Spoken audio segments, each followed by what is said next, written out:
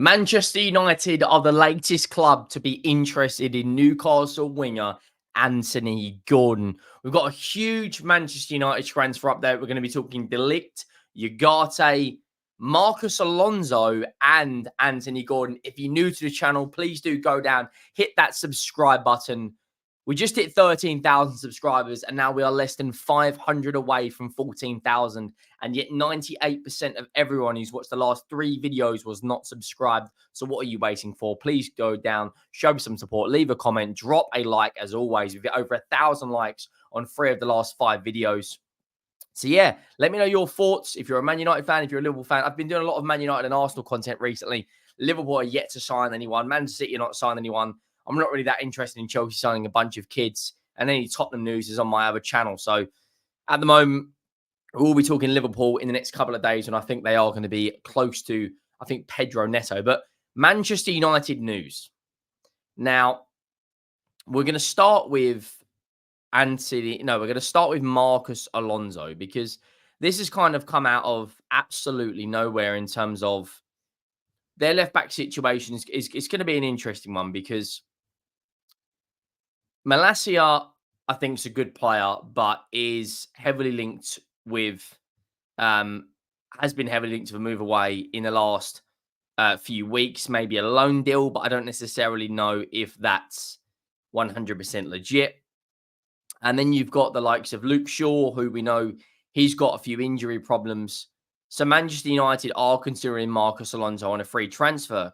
They've also been heavily linked to Sergio Reguilon. We know Tottenham loaned him out and he enjoyed his loan spell there.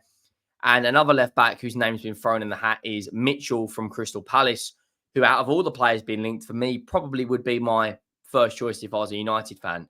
But we're going to read this report, and it says Manchester United consider Alonso on free transfer. Manchester United are pushing to sign a left back before the start of the season. Erik ten Hag was left short in that position last season, with Luke Shaw suffering a hamstring injury and Tyrell Malacia not available throughout the campaign.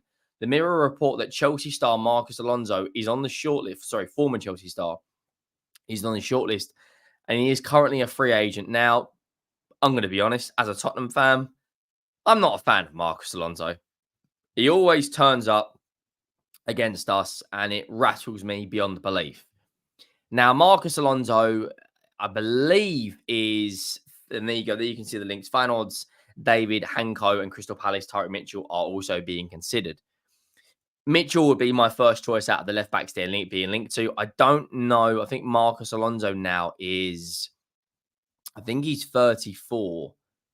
I could be wrong on that. I could be right. I believe he is 34, maybe 33.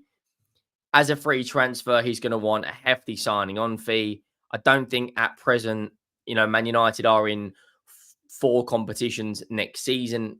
It doesn't. He's won big trophies. 33, 34 in December. July the 1st. He's played in La Liga. He's played in the Premier League. He's won Champions League. Won a lot of big honours, but I think what Manchester United are trying to do in terms of building for the present and the next couple of years, I don't necessarily think Marcus Alonso is going to be part of their plans. I think it's just a punt from an agent, this one. However, Tyreek Mitchell, for me, would be a much better alternative option. He's 24 years of age. He is homegrown. He's been at Crystal Palace a number of years. He comes from Brentford Academy, joined Palace's academy under 18 2016. He made 2 appearances in England back in 2022, I believe.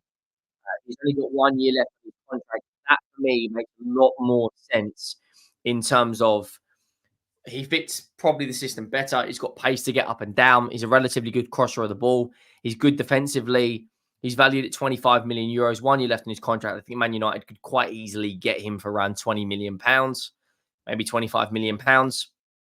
But there's a lot of Man United players that are being linked to a move away, and there's reports coming out that they are prepared, or they could raise up to 300 million pounds in terms of outgoings. So they're being linked to the likes, Eriksen's being linked to a move away. Obviously, Jadon Sancho's being linked to a move away. Lindelof, potentially Malacia out on loan. Aaron Wan-Bissaka, Scott McTominay. So Mason Greenwood, they've already sold, and 100% of that can go against their as 100% profit because he was an academy player. Scott McTominay will be another academy player if they do sell him. You know, you've also got the likes of Aaron Wan-Bissaka, who's linked to a move to West Ham, although I believe West Ham have just put in a move for Bayern Munich fullback. Is it pronounced Missouri? According to ex-West Ham employee. And West Ham at the moment are focusing on the John Duran deal. Risky signing for me, but it is what it is. So you've got Scott McTominay, who's been linked to move away. He's probably valued at around £40 million in this market. I don't personally think United will sell him because how much of Erik ten Hag is a fan of his. However, the likes of Christian Eriksen, the likes of Lindelof, Harry Maguire, Eriksen, I do think they could all go. Jadon Sancho is being linked to a move to PSG, although PSG at the moment are focusing on getting Desiree Doué over the line because he is Bayern Munich and PSG are in a transfer battle with him, but Bayern Munich have got to sell before they can buy, which leads me on to the likes of Matthias de Ligt. He is forcing a move to Manchester United, but Bayern Munich are holding out for around 60 million euros. That there is a belief that the deal will materialize and Manchester United will get the Dutch centre back over the line, which will be a fantastic signing for them. This was the West Ham news I was speaking about. West Ham reached Missouri agreement. West Ham have a deal with Bayern Munich to sign Missouri, and that's coming out from Sky Germany for a fee of £13 million, which means obviously they're not going to go back in for Aaron Wan-Bissaka. I believe Crystal Palace were interested. Obviously, that's where he come from. That's the club that he come out of. Could he potentially move back to Crystal Palace?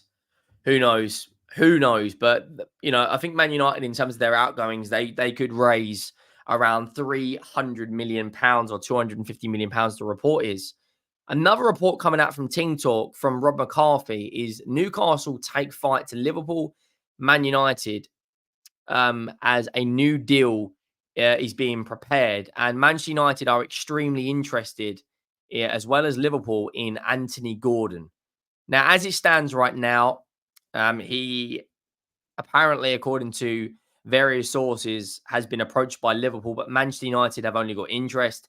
There was a report out there that he does want a United move. I don't know how legit that is. Don't shoot the messenger. It's not clickbait. I'm just speaking about a report. Now, hypothetically, where could Gordon end up in a Liverpool or Man United system? Well, when you look at how Liverpool play, I think that's a little bit more realistic because Diaz is being linked to a move away. Darwin Núñez has got various different links, but there's a lot of stories out there linking Gordon to Manchester United. And now I think as it stands, the priority for Man United is to get the DM over the line and then the centre-back and then an attacker. So that DM, they've been linked to the likes of Zubimendi and Ugarte.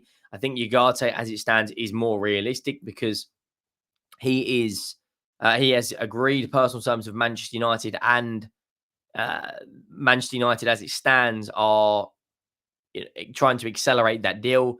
I don't necessarily think Zubimendi will end up at Man United, but I could be completely wrong on this. I think in terms of Manchester United, in terms of centre back, if they get de Ligt over the line, they are going to have a very, very, very, very strong team. Now, I want to talk about Manchester United's midfield because Sofiane Amrabat has been linked, but Man United aren't prepared to pay the 20 million euro. They're currently negotiating to get that price down. Now, when I look at their midfield in general, that obviously you got Bruno, you got Kobe. They'll be the first two on the team sheet. Ugarte, but then if they get an injury, that's the only concern I got about Man United. Who's the cover for Bruno Fernandes? Now, they are looking apparently to bring in another attacking midfielder as well as a forward. So United want 5 or 6 signings through the door. And those 5 or 6 signings will be Lani Yoro, Joshua Zirkzee, a DM, which is looking to be Ugarte, or forward, which could be Anthony Gordon. another centre back in Delict, and another midfielder. So in terms of United, I still think they're going to have a very, very, very busy remainder of the transfer window.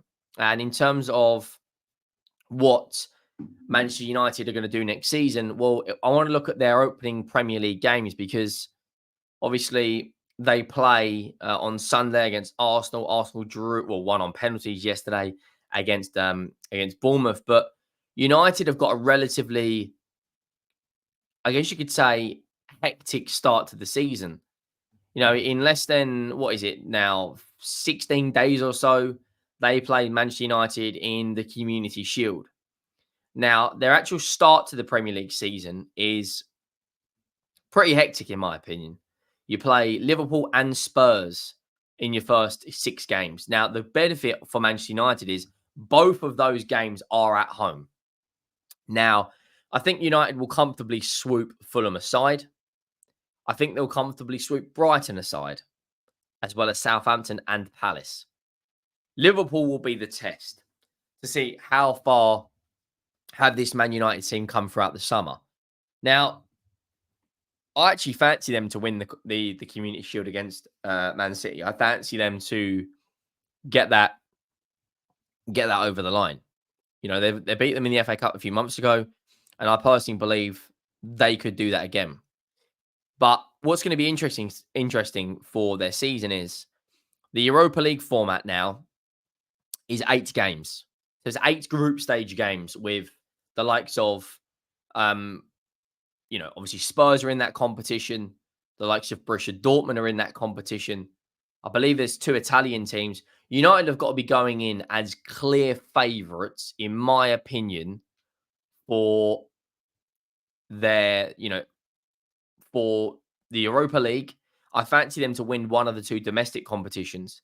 And it's about getting back into that top 4 for Manchester United, bringing through that Champions League revenue, and then going again. When you look at last season, in terms of their points, they had a big drop off from the season before.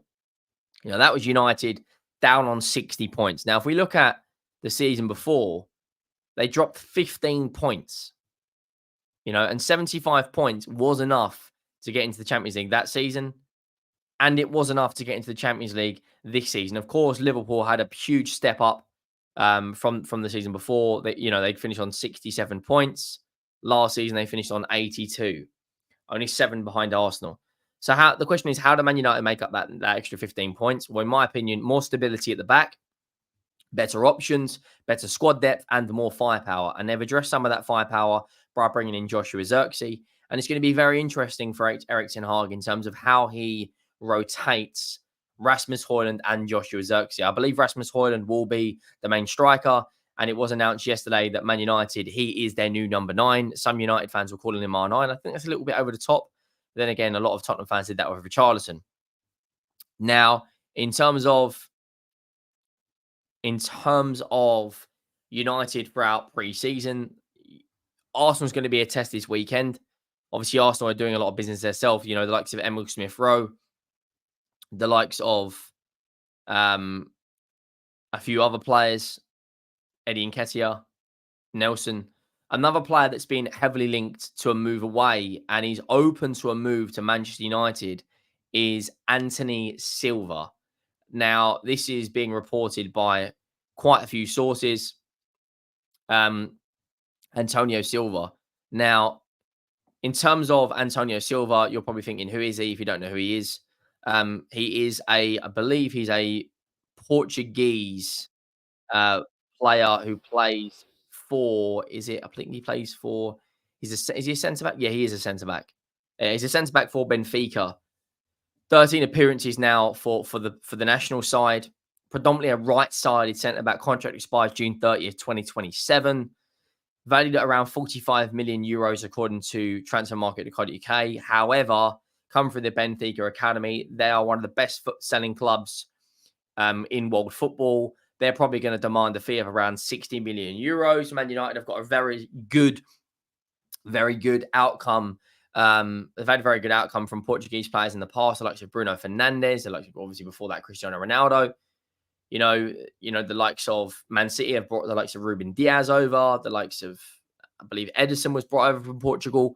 So there's a lot of gems that come out. In terms of Antonio Silva, we're going to look at his stats, and I think that is the backup option if De Ligt doesn't come through. I think that is their number one option. They're also being linked with a couple of other centre backs. But in terms of Antonio Silva, his defensive stats, he's top 12% for blocks. He's top 5% for tackles. His pass completion is top 1% in Europe.